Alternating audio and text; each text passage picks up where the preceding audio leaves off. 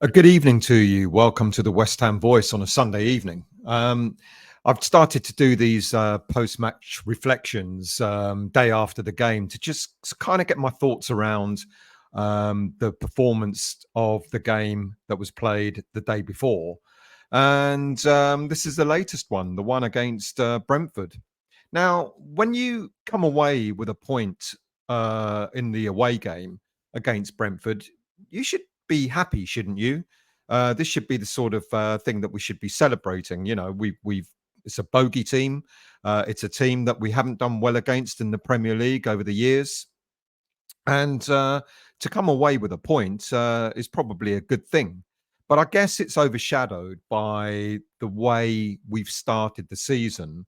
And it feels as if now nothing short of a victory in every game that we play, except especially against mid-table teams. No disrespect to Brentford, I think they're a decent side, but especially against teams like Brentford, we're kind of expecting to walk away with a win every time now, especially under the new regime, etc. If you're new to the channel, please do subscribe. And if you're an existing subscriber or if you're a new viewer, please do hit the like button as well. So anyway, let's get on with the lineup. What did we think of the lineup? There were maybe one or two surprises for me. I was surprised, with the greatest of respect to him, that Antonio had started the game. It was no surprise that Souček started. We saw in previous games that Lopetegui has now become to rely on Souček, and with Alvarez missing as well, there's even more reason why it was obvious that Souček was going to start. But I really was surprised that Crescencio Somerville was dropped, because in the last two games against Chelsea and Liverpool, he was probably our best player or one of our best players. But with Antonio starting, you automatically knew that Mohammed Kudus was going to start on the left side of attack again. And I mean, I'm going to talk about Kudus in a moment, but we kind of knew that that was going to happen. I think the rest of the team, I think Jean-Claire Todibo starting in defence, I think that was good, because I think he had a really decent game against Liverpool. I know the scoreline said something completely different, but I'm pleased for Todibo. I think he's going to be a regular starter, but it was a little bit harsh on Dinos Mavropanos for dropping down onto the subs bench.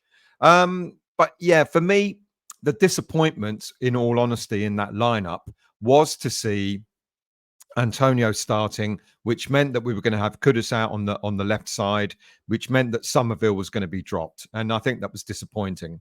And we started in a 4-2-3-1 formation, as Lopetegui has done throughout the season. Now, surprisingly, Lopetegui's not renowned for sticking to a 4-2-3-1 formation. He's better in a 4-3-3, and the players that we've got are probably better in a 4-3-3 formation as well.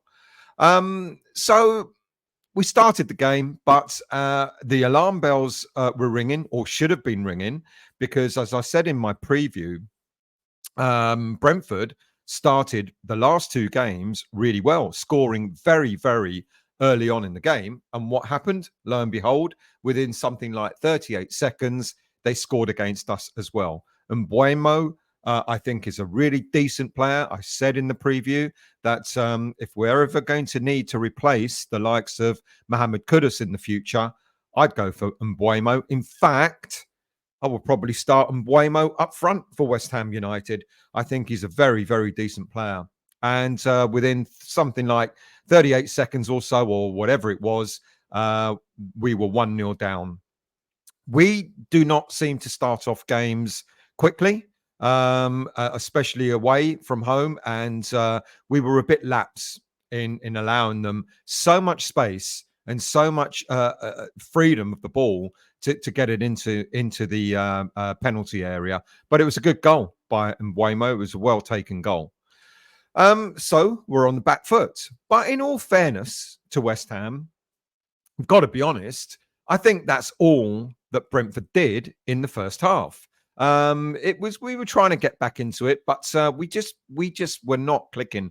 Our attacking lineup is just not clicking at the moment, and we seem quite laboured, and we seem to be really slow. And again, we were quite sluggish and slow moving forward. And then, of course, came as some surprise, and we all thought at the stadium that maybe the substitutions were down to injuries, but now we know they were tactical changes. The lineup at half time meant that Kudus and Emerson were taken off, and Flair came in, Mavropanos came in, and Wan-Bissaka moved over to the left side of defence, and Flair.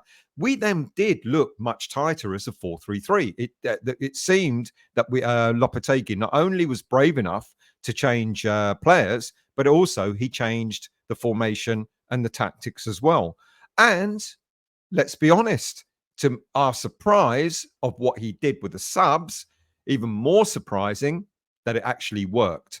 And it did work because we got back into the game. I think we really did well. We took the game to Brentford in the second half in the way that we weren't doing in the first half. We seemed to have a bit more urgency about us, and we got back in the game. And it was good to see. I think Mavropanos going at right back and Wan-Bissaka going at left back seemed to work. But with 20 minutes to go, we kind of started to run out of steam, maybe, because we allowed Brentford to get back into the game. And for the last 20 minutes, we were a little bit under the cosh. Now, you may walk away from that game thinking, well, we were lucky. We were lucky to get away with a draw. But I've said in previous games that doesn't matter who we're playing. If those teams that we're playing against are not taking their chances, that's not our problem. And I think I'm happy with a 1-1 away draw at Brentford, to be honest with you. I think I am, given the performances that we put in, or the results, should I say, that we've experienced over the last few weeks. The 3-0 defeat against Chelsea, the 5-1 drubbing against Liverpool. I'm going to say yes. I'm actually happy with coming away with a draw against Brentford away from home. I think, in all fairness, that's decent. We are doing a lot better away from home than we are at home. But let's hope that when it comes to the game against Ipswich this coming Saturday, we can put that right as well. So what are the talking points in the game? Well, clearly the biggest talking point is the substitution of Mohammed Kudus. Now, I don't know how true this is, because rumour after rumour after rumour seems to follow West Ham. Apparently there was unrest at half-time. Apparently there were words had. I can't corroborate that. I've asked and I've not received any confirmation of that. But to see Lopetegui being brave, maybe, at dropping Kudus at half-time and bringing on Flair, it was a massive, massive surprise. And he said it was for tactical reasons. And the tactical reasons, as I said, we went from a 4-2-3-1 to a 4-3-3. We were much narrower, which allowed Wan-Bissaka and Mavropanos to maraud further forward. And we had more cover in midfield because we had the three in midfield to defend if we lost the ball. So tactically, we did change that. I could see the change. Tactically, for me, I guess that's probably why we didn't see Somerville coming on, because that would have kept it in a 4-2-3-1 formation. So I got it, but we know we've got a problem with Lopetegui and how he utilizes Mohammed Kudus. Mohammed Kudus out on the left is just not working. It's just not working. Mohammed Kudus was one of our star players. He is still one of our star players in the squad, and to deploy him out on the left is wasting his talent. For me, if you wanted to make that change, that's all very well. But what he could have done, he could have brought Kudus into the centre of the field, because Paqueta wasn't having a good game. Still bring Flair on, and utilise him on the left, or tell Kudus to play narrower, and replace maybe Paqueta with Flair. But anyway, it worked. It worked, and we can't complain when changes like that happen, and they do work. But I continue to have concerns about Mohammed Kudus, about the way we're using him. He is one of our most, if not the most talented player in the squad. And I keep saying to myself, why are we not building around him? It's as if Lopetegui, by deploying him out on the left, is lining him up to fail. Because I don't think it's his fault, Kudus, for him not being effective out on the left-hand side. And then we do come to Paqueta. And it's interesting that he didn't look happy. He was shaking his head when he was substituted later on in the game. But let's be really honest. Lucas Paqueta, this season, he's continued from the form from last season. He's continuing from his form with the Brazilian squad as well. He's just not at it at the moment. Keeps giving the ball away.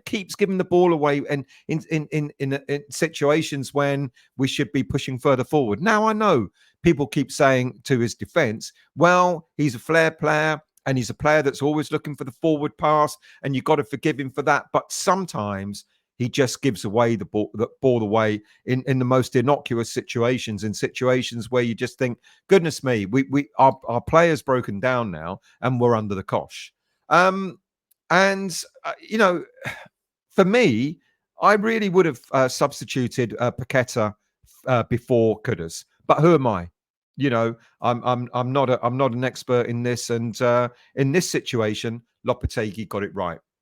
So, but having said that, I don't think Paqueta should have been disappointed at being subbed. He was just not being effective. Jared Bowen, well, he's definitely not on fire at the moment. Things are not working out for him, but he's a grafter. And I'm going to come to that word later on because that's why he was kept on, because he grafts. He doesn't stop. Things may not drop for him, but he continues to give his all. Look, given that it's not working out for him, in my head, I still keep thinking, and I know a lot of viewers and fans don't agree, but I still keep thinking that whilst it's not working out so well out on the right-hand side, why not just stick him up front and just let him worry about trying to score goals? People are talking about his captaincy and maybe it is affecting his game, etc. Well, become a bit like Alan Shearer was. Alan Shearer was captain when he was playing for Newcastle, and all he had to worry about was just focus on scoring up front. And maybe that might take a little bit of the burden of captaincy away from Bowen at this moment in time. Carlos Soler, I think he's improving in each game that he's playing. I think probably the game against Brentford at the weekend, the second half, was probably the best game he's had in a West Ham shirt. I can probably see him starting in the lineup against Ipswich this coming Saturday. But who would drop? Who would go on the bench? Who would drop to the bench for him? That is going to be an interesting question. But I like what I saw in Soler. He's got a bit of fight in him. I think he's decent. He's improving. You could see he's getting more and more match fit. And I'm pleased for him. I think he did really well at the weekend.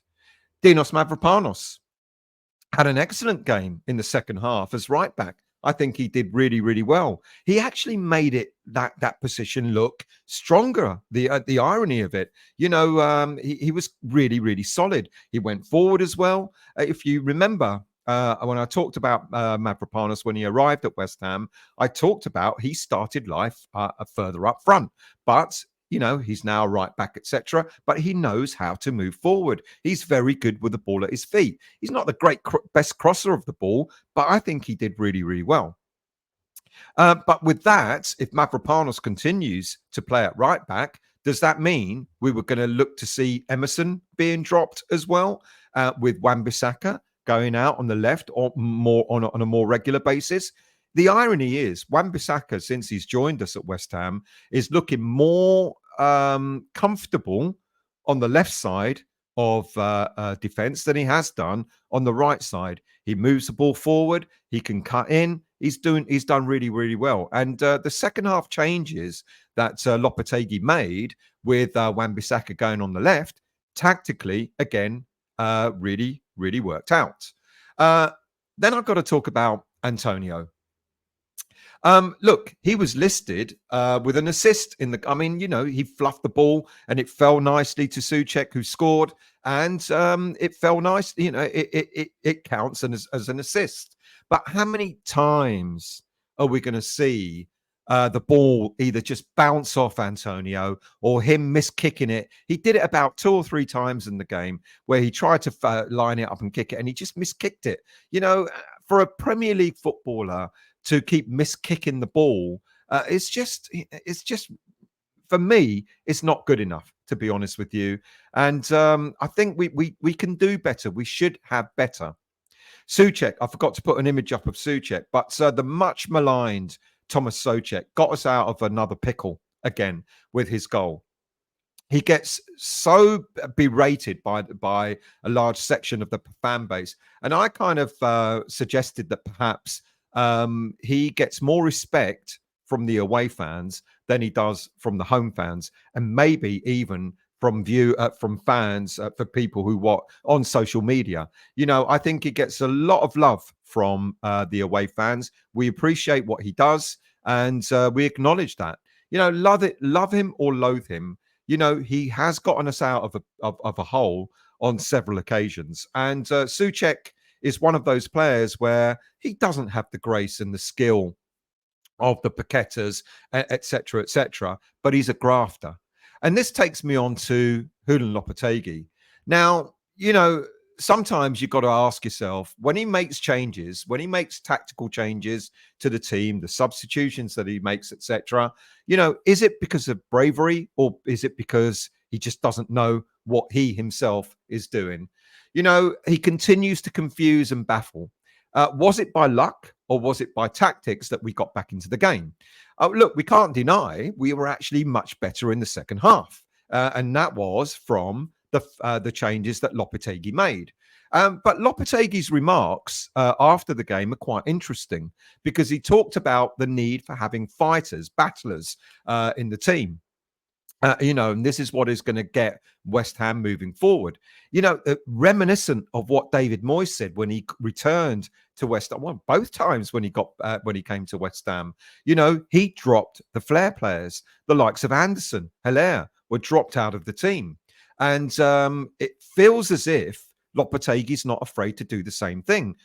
Perhaps dropping Paqueta, dropping Kudus, substituting Kudus, etc. But that probably means that moving forward, we're going to continue to see the likes of Souček and Antonio in the starting lineup at the expense of the Flair players. We might see the dropping of Emerson, because Mavropanos has proved to be more solid, meaning that Wan-Bissaka can move on the left, and Emerson might be regarded as a Flair player as well. I mentioned him earlier with Paqueta, with Flair now pushing for a starting to be in the starting lineup and being quite effective in the game against Brentford. I can see the likelihood of Paqueta being dropped for Flair. You've got to look at Lopetegui and his decision making in several ways. If it works, tactical genius, or brave, or just lucky. And if it doesn't work, complete confusion, bad luck, chaos. At this moment in time for me, if it works, it feels as if there's luck combined with bravery involved. And if it doesn't work for me, it does look a bit chaotic. You look at the game against Chelsea when Alvarez was put at centre back, and that just looked confusing and a little bit chaotic. He's still finding his feet, and so are the players. But overall, if we continue to have players improving, the likes of Flair, the likes of Mavropanos coming in and proving that he can do a job even at right back, that's going to create a headache for Lopetegui when it comes to team selection. But then, who does he drop in order to accommodate the players that are doing well? It's going to be interesting to see how this season continues to pan out, because if we start seeing the likes of Paqueta and Mohammed Kudus being dropped out of the team in order for more solid players, grafters, fighters, it's going to be interesting to see how it all works out by the end of the season. Thank you for watching. Please do leave your comments. Like I said, if you're new to the channel, please do become a subscriber. And whether you're new or existing, please do hit the like button. Thank you all for watching, and I'll be back with the West Ham Weekly on Monday evening.